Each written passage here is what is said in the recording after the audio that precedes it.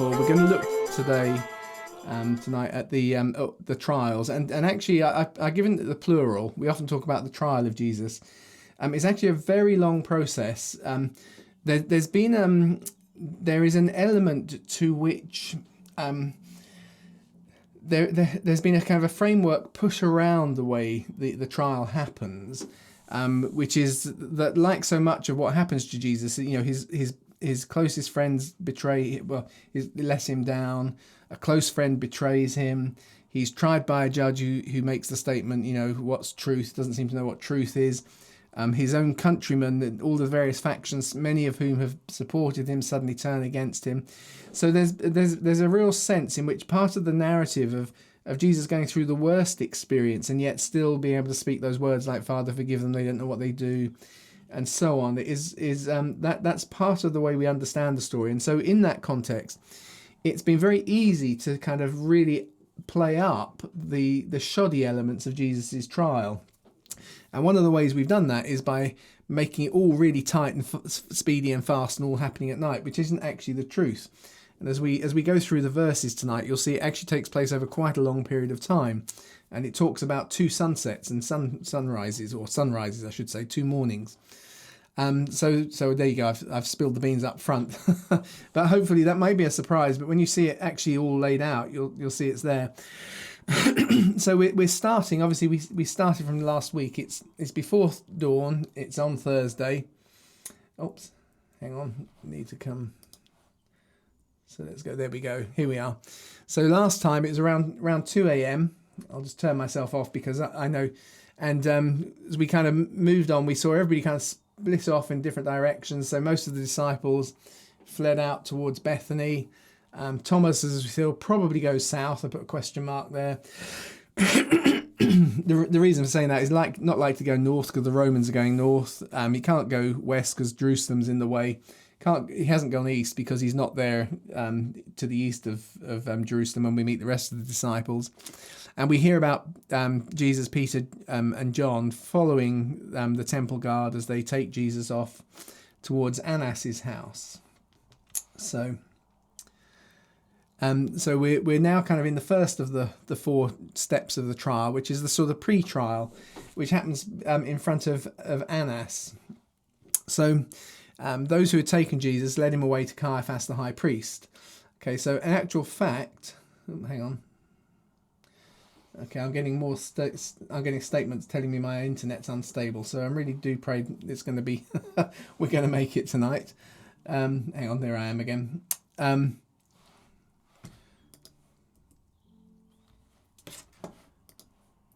So Caiaphas is kind of effectively Jesus' eventual destination, which is why most of the Gospels just refer to that. But we're going to see from John's Gospel, he goes to Caiaphas via Annas.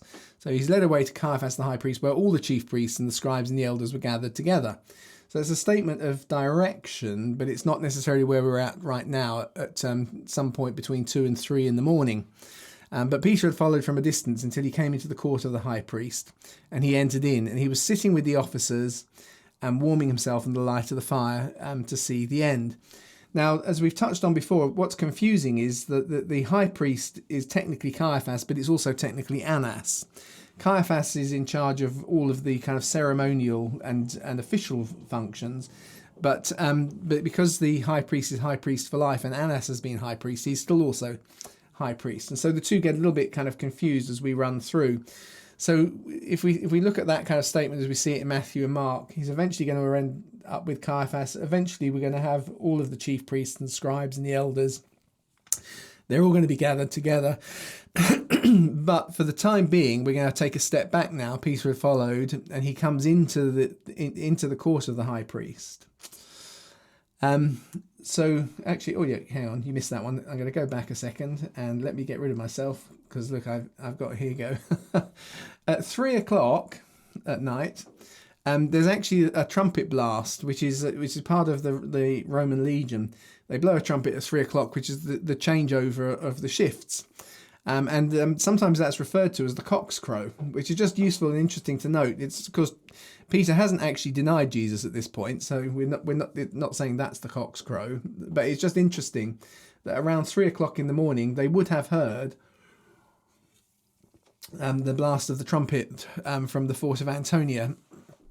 So Simon Peter followed Jesus, as did another disciple. Now that disciple was known to the high priest, and he entered in with Jesus into the court of the high priest. But Peter was standing at the door outside, so the other disciple, who was known to the high priest, went out and spoke to her who kept the door and brought Peter in. So let's put myself back there now.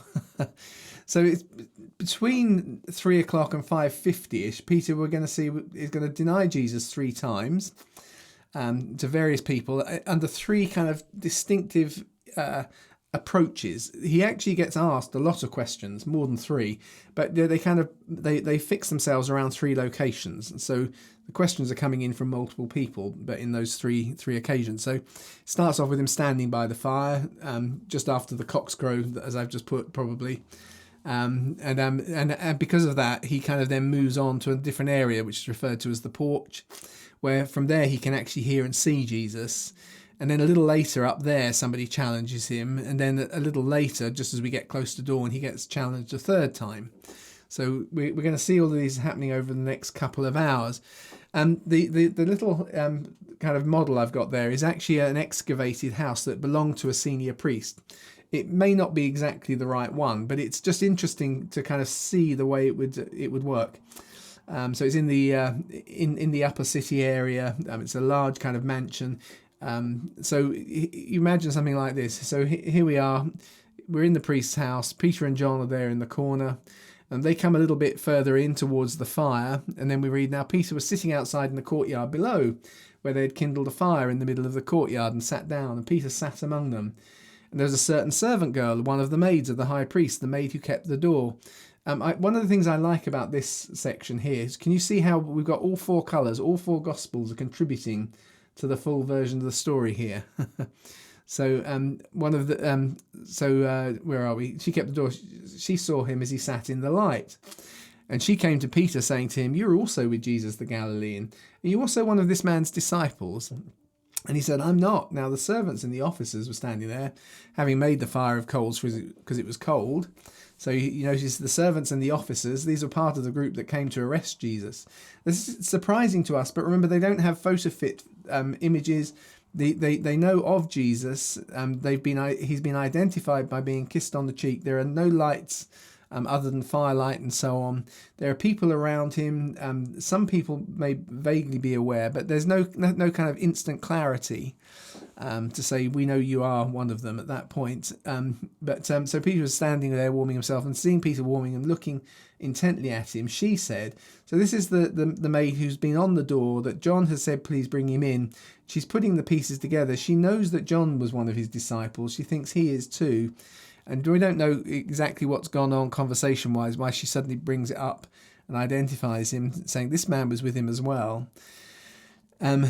You were also with the Nazarene Jesus. And he denied Jesus, saying, woman, I don't know. And he denied it before them all. See, so they're all listening, saying, I neither know what you're talking about nor understand what you're saying. And he went to the porch, and the rooster crowed. Now, actually, that line should be right at the end, because the rooster crows when he's on the porch. But we're going to unpack what happens at the porch in a bit, because there's a little bit of there's some more information over these next few hours.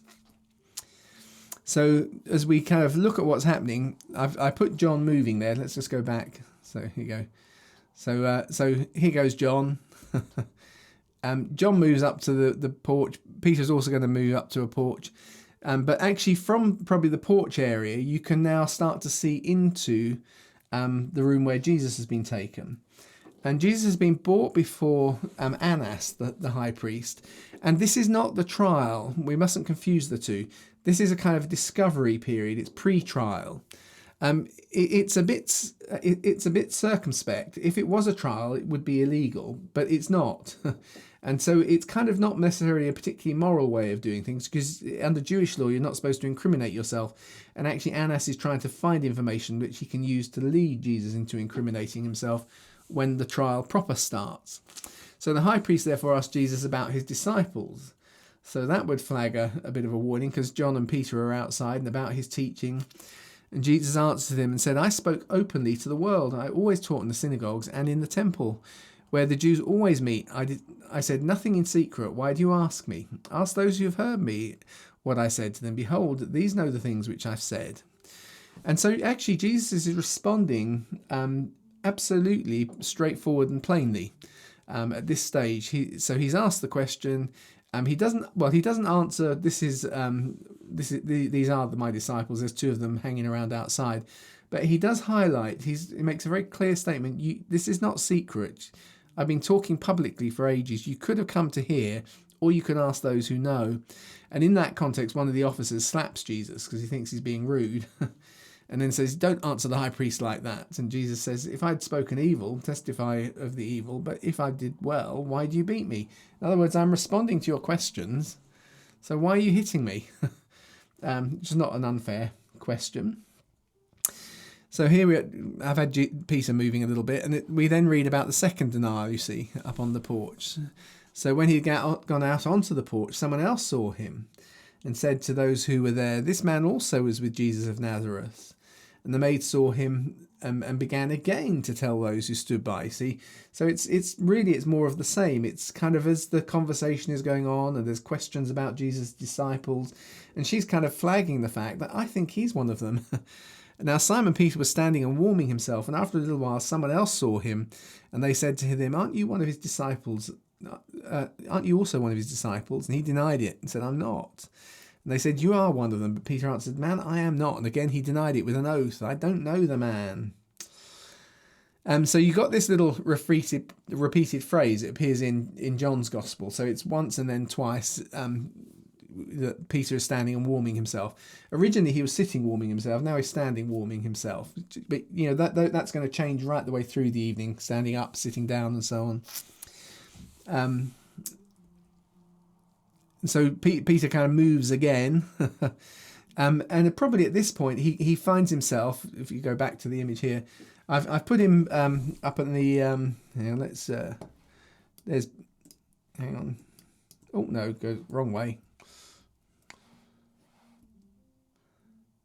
Oh, no. Sorry, I'm really messing up my animations this evening. There we go. There's Peter going over into the corner. So if I go back one, here we go. So you can see him around here. There's Peter. He's gone to that corner where John was, which gives him access to be able to actually see what's going on with Jesus. So after a little while, about an hour had passed. Again, those who stood and came and said to Peter, surely you are one of them. You are a Galilean. Your speech makes it known. You can see how they're adding their logic together. And one of the servants of the high priest, being a relative of him whose ear Peter had cut off, said, didn't I see you in the garden with him? Can you see how, as time has gone on, they've even gone and found the people who were involved?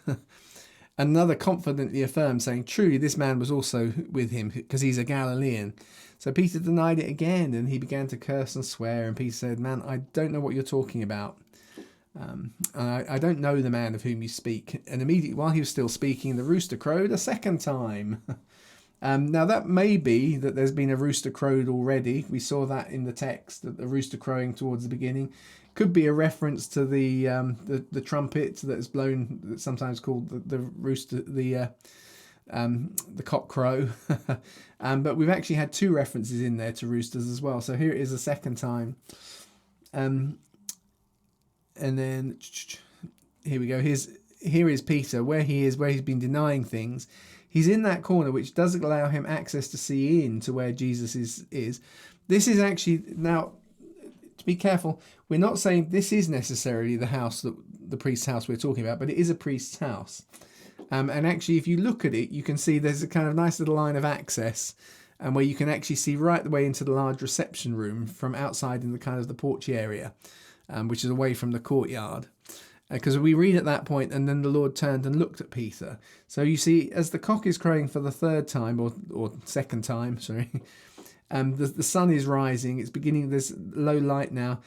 When it's really dark, and you look in from the dark into a lit area, which the inside would be, you can't see somebody, that scenario. When you're looking from light out towards dark. But as the light comes up outside, suddenly as Jesus looks up, he now is aware of Peter standing in the doorway, just as Peter is denying him for the third time.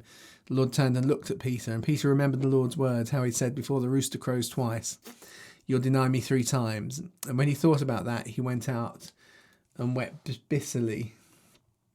So Peter leaves. He's probably distraught. Well, he almost certainly is distraught. Let's just move so you can read the words. And it probably John is going to leave too. He may well be thinking to himself, I need to find Jesus' family. There's whether John goes in instantly, I suspect he doesn't. So I put here it's about 10 to 6.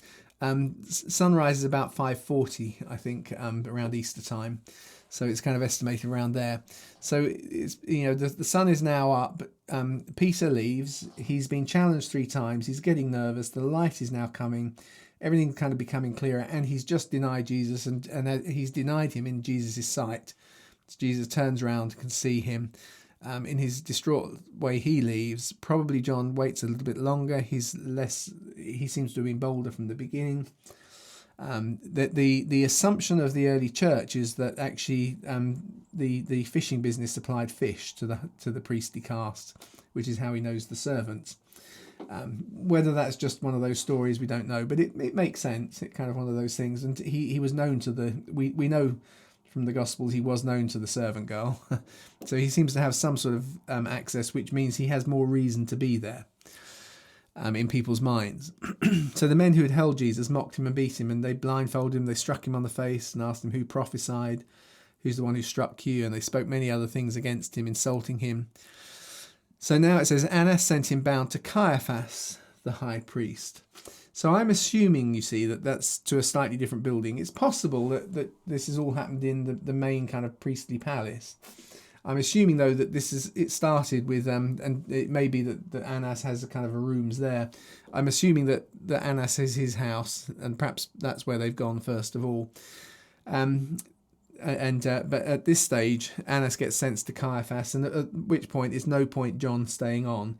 He can't follow Jesus now, but if he had access into Annas's into his house, which would be kind of a working environment, there'll be an awful lot of people in and out all of the time.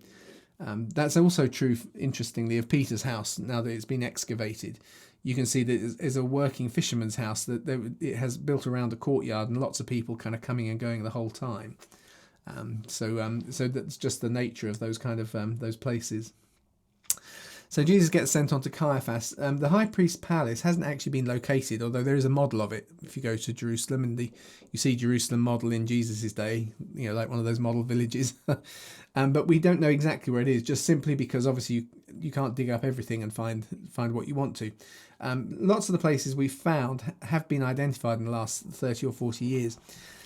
And one of the things we regularly miss is how they have constantly confirmed things about the Gospels that weren't actually known. They were taken only on faith. And so 200 years ago, those who were really skeptical about the Gospels used to believe they were all made up. It's impossible to believe that now. It's, in fact, John, it turns out, is so precise in some of his descriptions of Jerusalem that actually there's a growing model of consensus, although the standard model still is that John isn't written till after the destruction of the temple. I take an earlier view, but the consensus is not till after. But now most people would say, but he obviously had a source, because he writes so many things about the city that was destroyed so accurately that we can't deny that. But one of the sad things is we know of there being a palace for the high priest. We just haven't actually located exactly where it is yet. So Jesus is held, though, in that kind of palace now. He's come from Annas. Whether Annas' house is separate, whether it was just a separate part of the palace, but he's held there until the Sanhedrin is actually gathered. So it's either in the palace, or it could be that it's a room in the temple. So it could be one of the two. We don't know thoroughly. There is an argument that that there was an attempt to stop the Sanhedrin meeting for a number of years in the temple. They would never have stopped totally, but it may well be that they're not meeting in the temple at the moment, maybe in the palace. It doesn't make a huge difference to the way the story goes. So Jesus now, then before it's just after 6 o'clock.